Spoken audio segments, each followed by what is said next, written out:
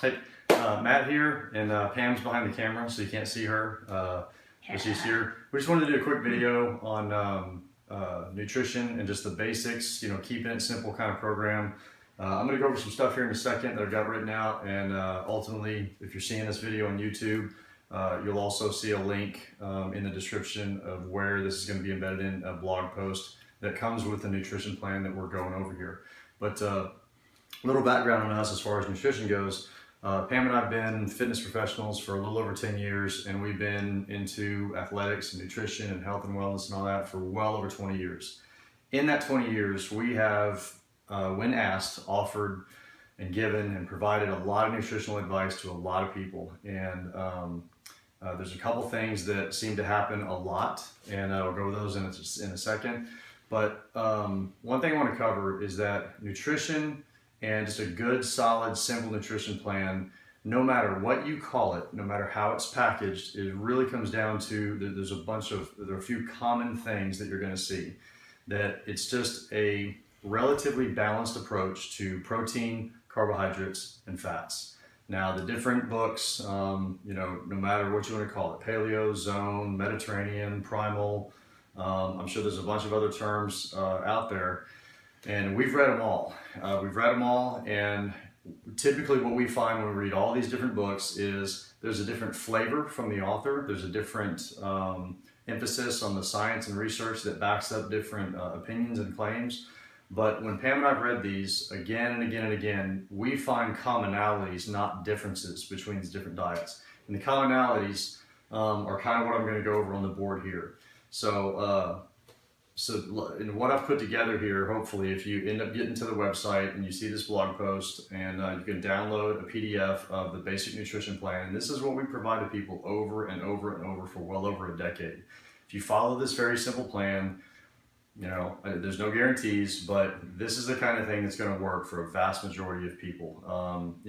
Maybe there's some circumstances where you need to tweak it a little bit, but this is a simple plan that anybody can follow, and you're going to feel great if you do. But let's talk about the commonalities.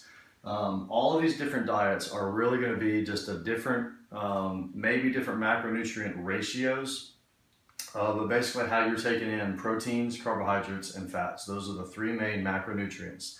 So let's break that down a little bit. As proteins, what we're really talking about is meat in the form of chicken, turkey, beef, pork, wild game, things of that nature. Okay, so animal-based proteins. Eggs and fish are also in there, two more fantastic sources of protein. Carbohydrates, we can basically break carbohydrates down into, you can kind of say two subgroups, high carb carbohydrates and low carb carbohydrates, as in, super high content of carbohydrates and sometimes sugars, or very low content of carbohydrates and sugars, but high fiber. So let's kind of talk about them like that first. Your starches, things that are going to be grain-based like breads, pastas, and also things like tubers, potatoes, different kinds of roots, yams, things like that, sweet potatoes, and then your other things like oats, rice, and stuff of that nature. Those are going to be relatively high carb.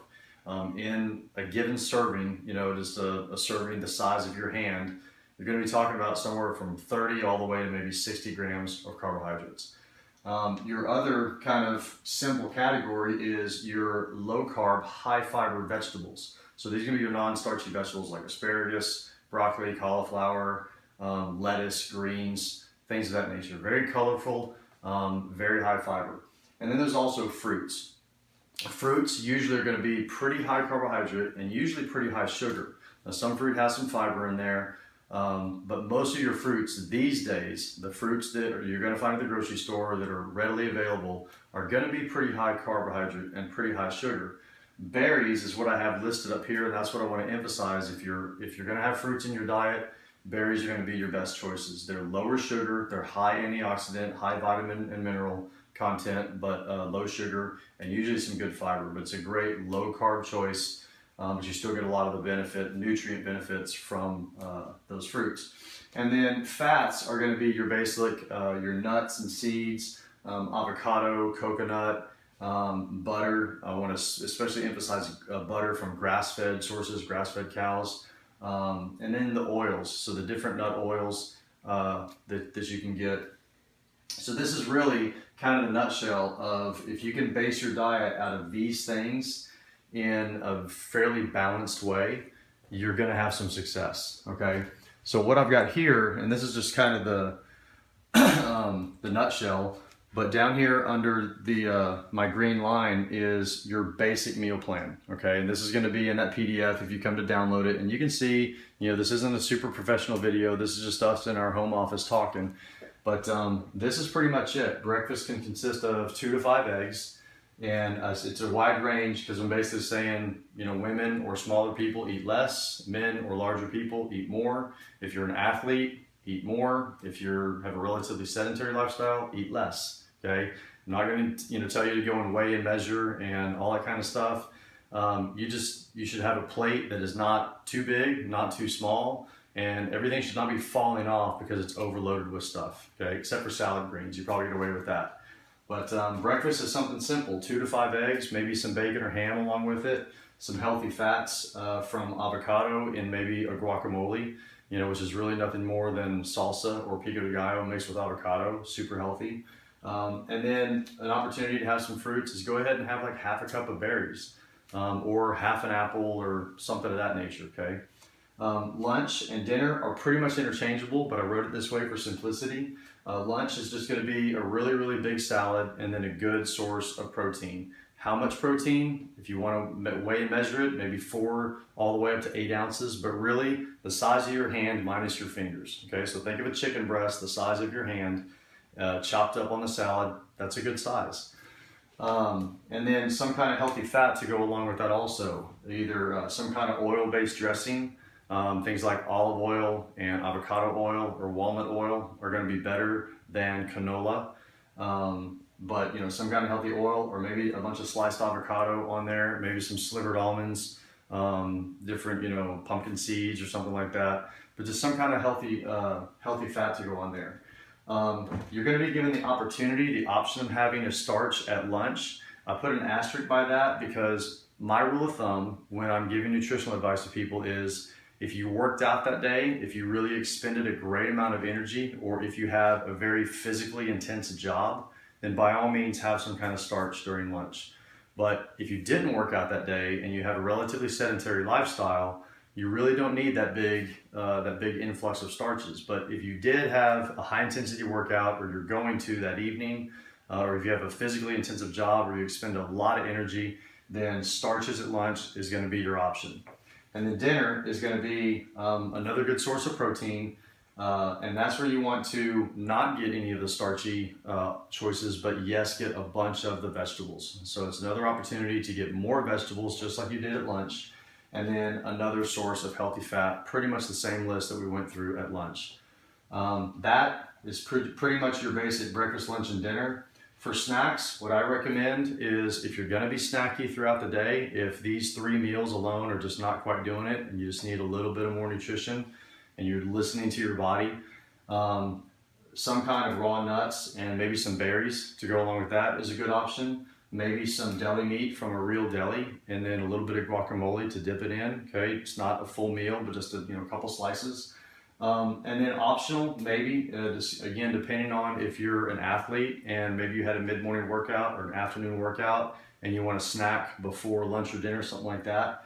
Something that could help you recover from that training is a small protein shake with a little bit of heavy whipping cream in there, which is just going to be a dairy source of fat, which is going to go along great with the protein shake.